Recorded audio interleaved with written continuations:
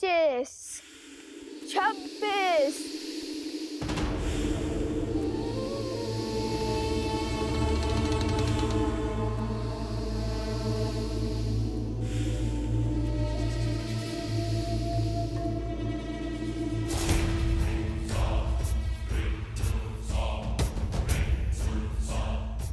27, 28।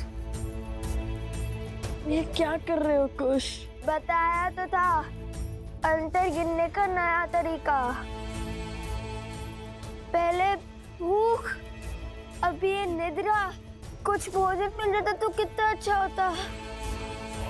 नहीं, 41, जब तक ये कार्य पूर्ण नहीं होता तब तक ना ही हम भोजन कर सकते हैं और ना ही निद्रा ले सकते हैं। नहीं तो माता के मन को ठेस पहुंचेगी। चलो मैं तुम्हें वो प्रसंग सुनाता हूँ जिसे सुनकर तुम्हें सदा हंसी आती है कि कैसे हनुमान जी ने अपनी पूंछ से लंका में आग लगाई थी। सुनाओ। यदि रुकूंगा तो आप रुकोगे तो नहीं। सुनाई दीजिए।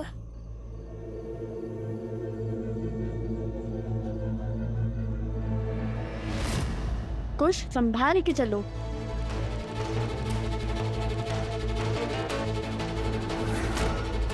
कुश,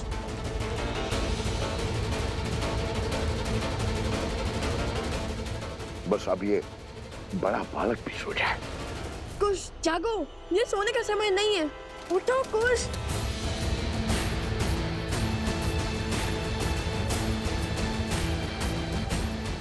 कुश जागो, कुश।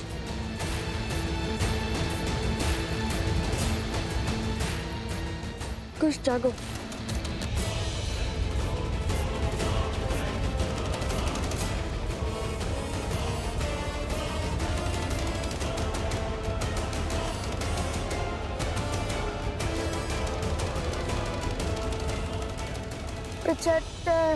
गिनती बोलने की जगह श्री राम का नाम लो। भूख भी मिट जाएगी और निद्रा भी। चलो बोलो राम। श्री राम। 75, श्री राम। 76, श्री राम। केवल श्री राम। केवल श्री राम। केवल श्री राम। केवल श्री राम। श्री राम। श्री राम। श्री राम। श्री राम। श्री राम। श्री राम। श्री राम। श्री राम। श्री राम। श्री राम। और ये राम का नाम क्यों हर बार मेरे आड़े आता है? सारा परिश्रम व्यर्थ कर दिया। ये थी तुम्हारी शक्ति। बढ़ाओ अपनी शक्ति। अगर ये दोनों नहीं सोए ना तो मैं तुम सबको सदा सदा के लिए सुला दूंगा। जाओ। राम राम। राम। राम। राम। राम। राम। राम।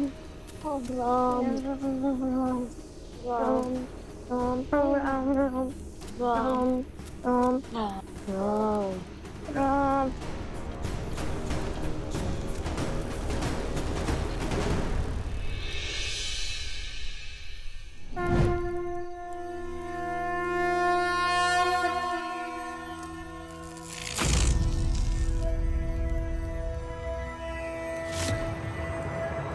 अरे ये कैसा चमत्कार है। आश्रम में प्रवेश करते ही निद्रा छूमंतर हो गई। लग रहा है जैसे निद्रा आ ही नहीं रही थी। अरे तुम जल ले भी आए?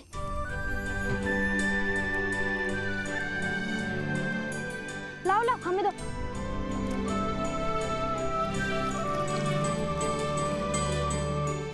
तुम दोनों ठीक तो हो ना? बहुत वीर हो। लव, कुश, पर इतना जल आश्रम के लिए पर्याप्त नहीं होगा। और जल की आवश्यकता होगी। तो क्या वन देवी के पुत्र थकते नहीं हैं?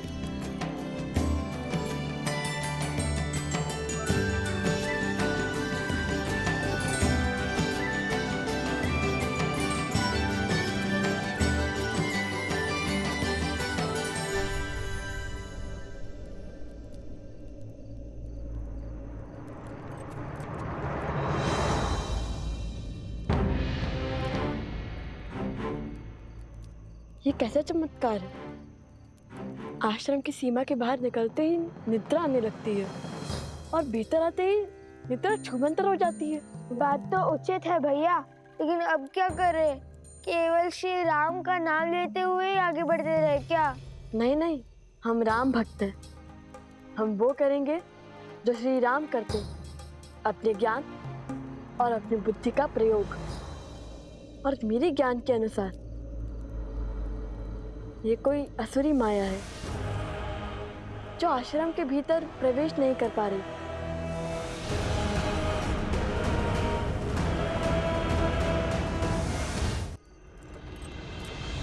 तो आज छिनमिन कर ही लेते हैं भैया।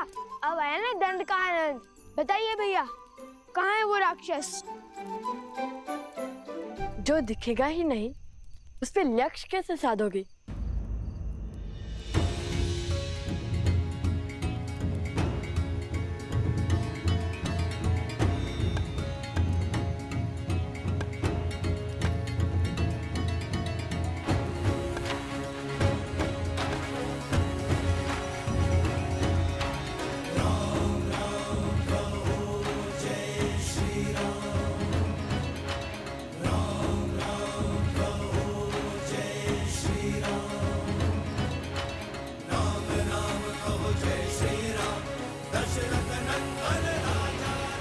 अब समझा, गुरुदेव ने एक बार बताया था घाट के पात्र में 5 वेदों का वास होता है और उस पे श्री राम का नाम तो और पवित्र और सशक्त बना देगा।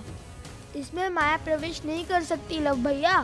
लव भैया, उचित समय पर उचित पद स्मरण आता है आपको, इसलिए तो मैं आपका अनुसंधान करता हूँ।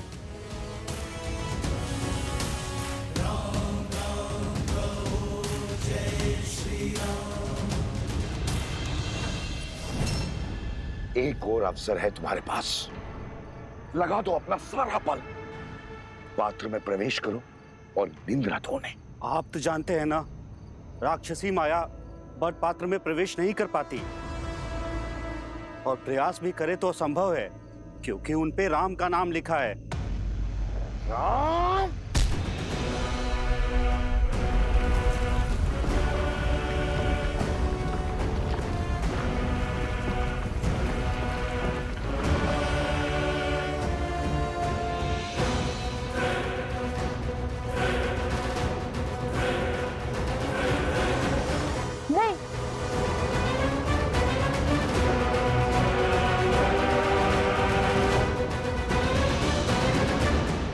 एक और अवसर है तुम्हारे पास, पात्र में प्रवेश करो और निंद्रा धोने। प्रयास भी करे तो असंभव है, क्योंकि उन पे राम का नाम लिखा है। राम!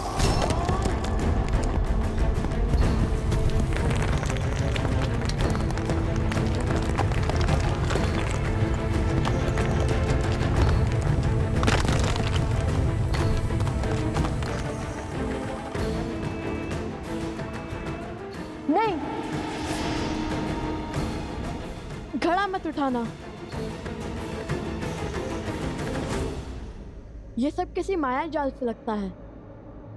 चलो ऐसे ही आगे बढ़ते हैं। श्री राम श्री राम श्री राम। अभी भी नहीं गिरा पात्र। कोई बात नहीं, जल भरने के लिए जब झुकोगे तो पात्र तो उतारना पड़ेगा। तुम सब सज्ज रहना, जैसे ही वो जल भरने के लिए पात्र निकालें, आक्रमण कर देना और दोनों को सुला देना, समझे? जाओ।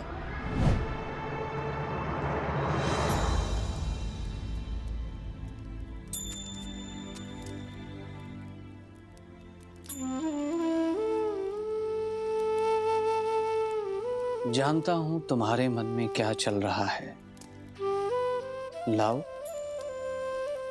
और कुश। अब आपसे क्या छिपा है? मैं जानती हूँ मेरे दोनों पुत्र वीर हैं, पराक्रमी हैं, किंतु उतने ही नटखट भी हैं। इसलिए मैंने उनको दंड स्वरूप आश्रम के बाहर भेज दिया, जल लाने के लिए। अंधकार है और असुरी माया पूर्णतः नष्ट नहीं हुई है। क्या मैंने उचित किया? कोसल राज्य का भविष्य हैं वो दोनों। पराक्रमी तो होंगे ही।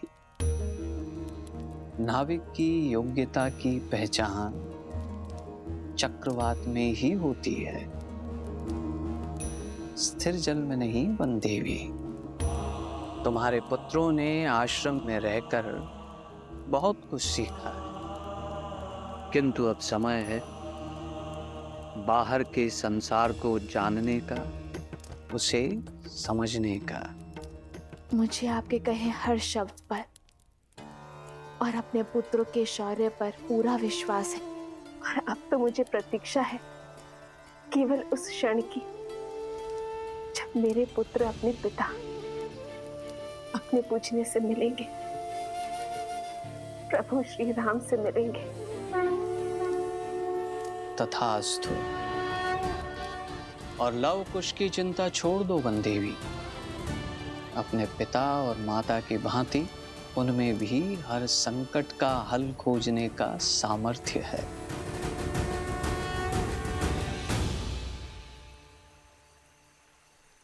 अरे अरे अरे, ध्यान से मटका गिर जाएगा। अब क्या करें भैया, बिना घड़े निकाले जल कैसे भरेंगे? मटके तो नहीं उतार सकते, ऐसे ही प्रयास करते हैं। यही एक मंत्र है जिससे असुरी शक्तियों से हम सुरक्षित रह सकते हैं। घड़े में वो प्रवेश नहीं कर सकते हैं। भैया ऐसे तो कितने दिन लग जाएंगे आश्रम में जल भरते भरते? अब यदि माता ने दंड दिया है तो उसके पीछे का उद्देश्य भी उन्हें ही पता होगा। चलो शेष घड़े भर लेते हैं।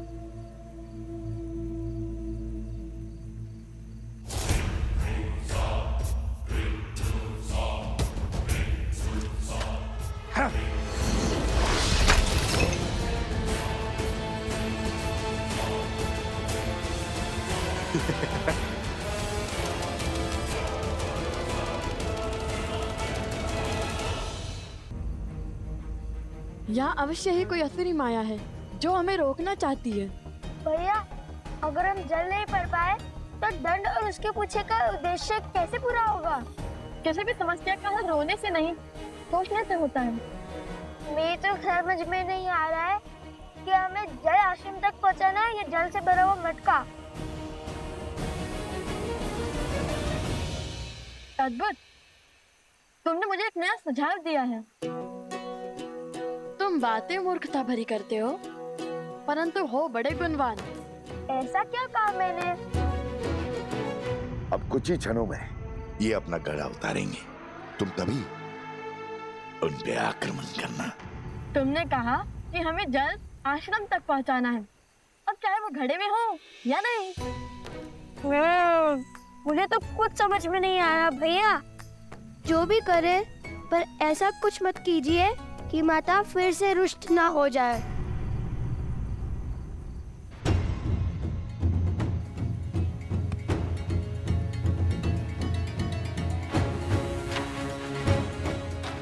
तुम चिंतित ना हो, तुमने जो सुझाव दिया है उससे माता प्रसन्न नहीं होंगी, दुखी नहीं। तो बोलो जय श्री राम, जय श्री राम, जय श्री राम, जय श्री राम, जय श्री राम, जय श्री राम।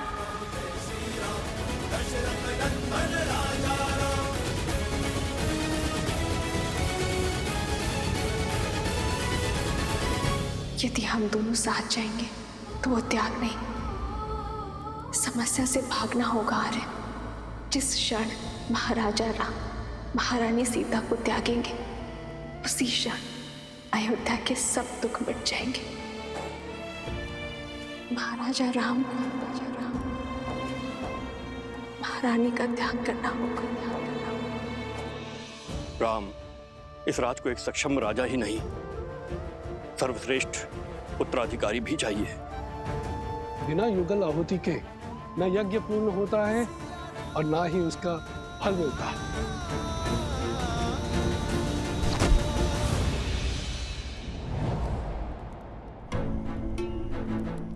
हनुमान,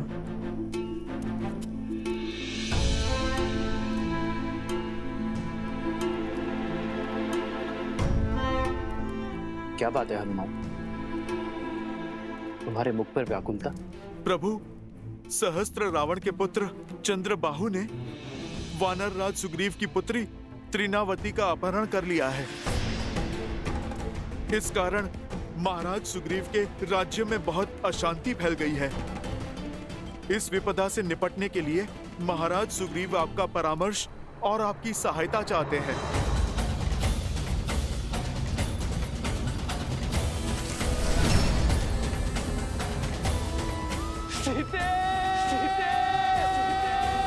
रावण का वध तो हो गया है हनुमान, किंतु उसकी विचारधारा का नाश होना अब भी शेष है। दृष्टता और अधर्म हर रूप में धर्म के लिए चुनौती है, किंतु स्त्री को देवी की भांति पूजा करने वाले इस समाज में स्त्री को वस्तु की भांति उठा लेने वालों की धारणा का नाश होना चाहिए।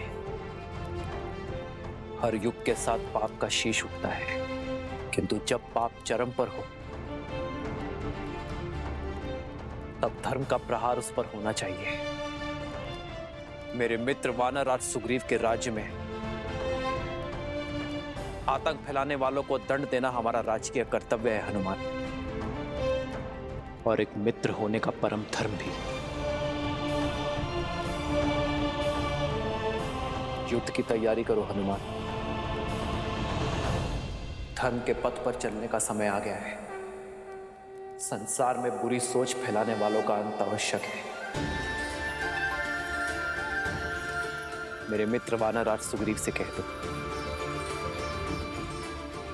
कि उनका ऋण जो मुझ पर है उसे मैं चुका तो नहीं पाऊंगा, किंतु ये राम अपना मित्र धर्म निभाने अवश्य आएगा।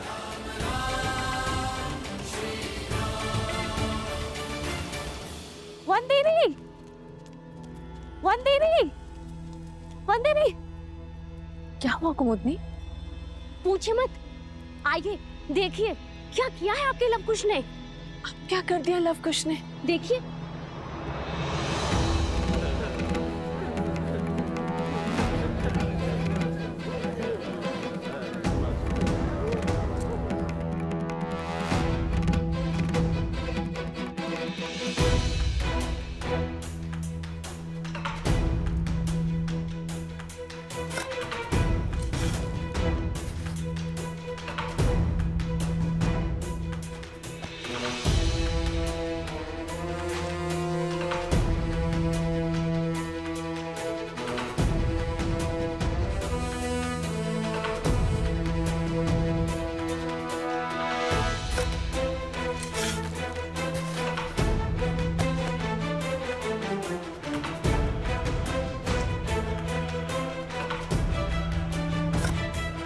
क्या कर रहे हैं ये लोग?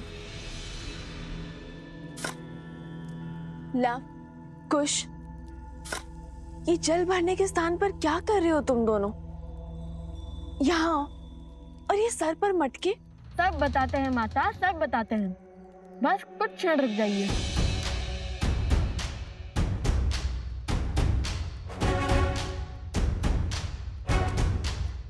खुश, चलो वो खोल देते हैं।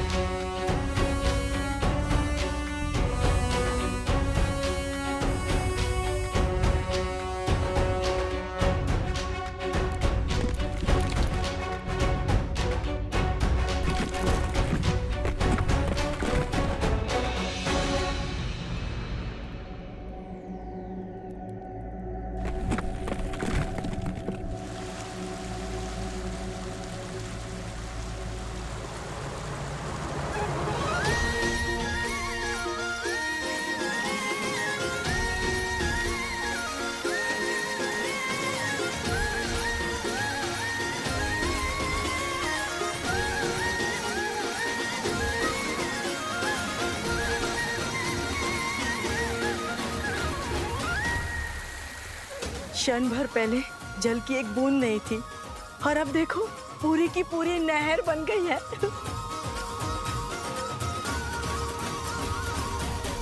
और लव कुश की चिंता छोड़ दो बंदेवी। अपने पिता और माता की भांति उनमें भी हर संकट का हल खोजने का सामर्थ्य है।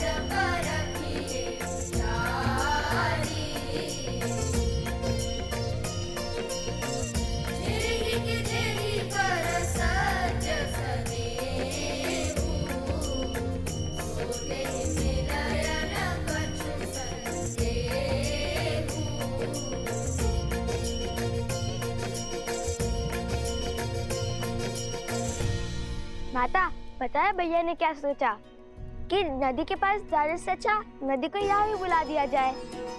अब इस आश्रम में किसी को भी जल की समस्या नहीं होगी, चाहे कोई बालक कितने भी मटके की ना फोड़ दे।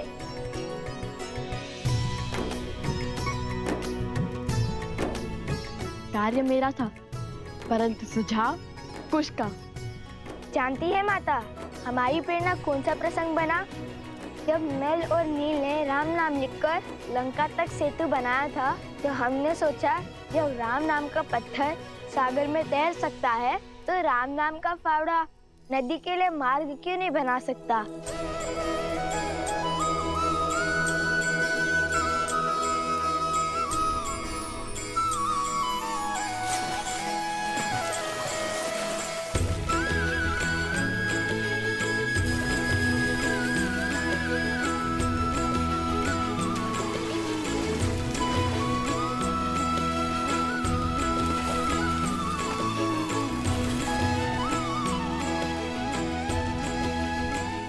ईश्वर ने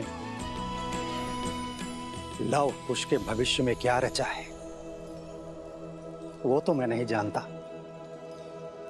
किंतु इतना अवश्य जानता कि ये दोनों अपने भविष्य को आलिंगन करने के लिए पूर्ण रूप से सजे।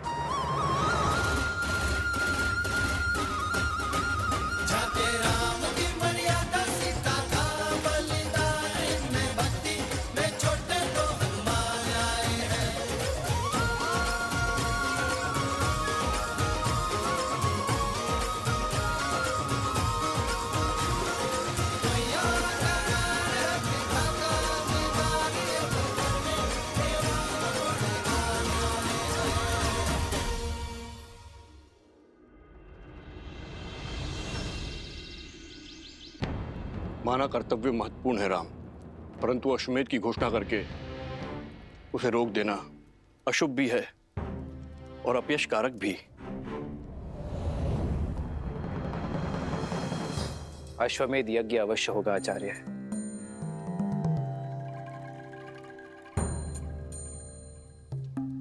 अभी मैं युद्ध में जा रहा हूं आचार्य, किंतु मेरे युद्ध से लौटते ही यह यज्ञ आरंभ होगा।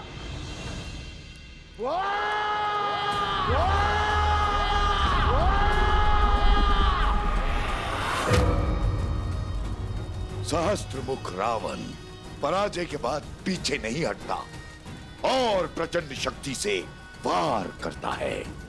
अश्वमेध यज्ञ कदापि नहीं होगा। राम राज्य कभी स्थापित नहीं होगा। पिताश्री, चंद्रबाहु ने आपकी आज्ञा का पालन कर सुग्रीव की पुत्री तृणावती का अपहरण कर लिया है।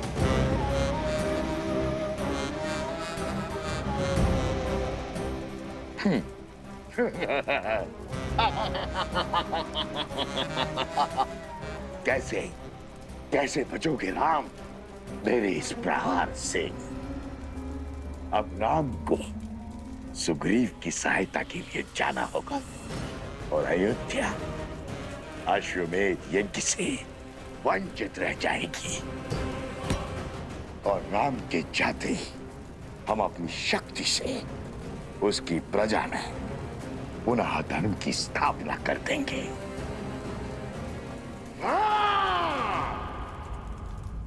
केवल आपके लौटने से क्या बात बन जाएगी महाराज? धार्मिक बाधा तब भी रहेगी।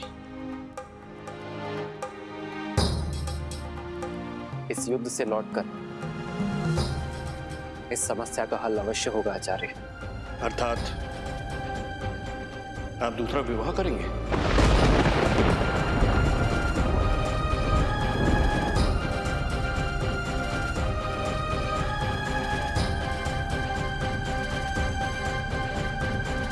रघुकुल रीत सदा चली आई,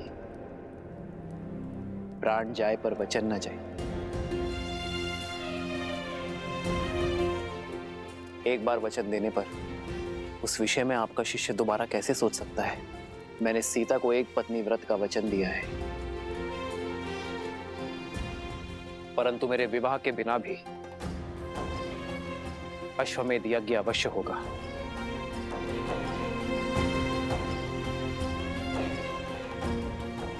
राजा का सपत्नी यज्ञ में बैठना आवश्यक है ना?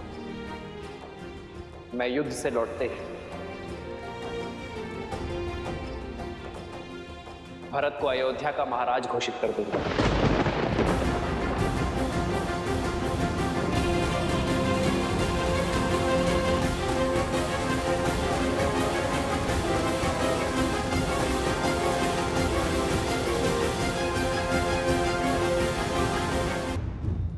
भैया, और तब भरत अपनी पत्नी के साथ यज्ञ की वेदी पर भी बैठेगा और अयोध्या का महाराज होने के नाते अपना दायित्व भी निभाएगा।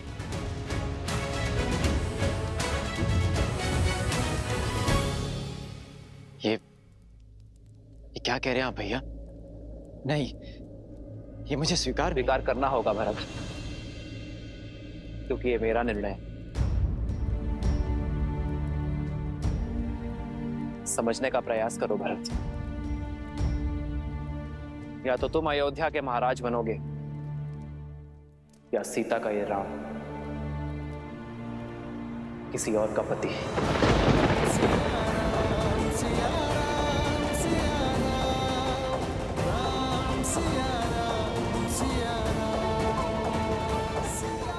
और मेरा चयन तुम जानते हो भरत। मैंने एक पत्नी व्रत धारण किया है।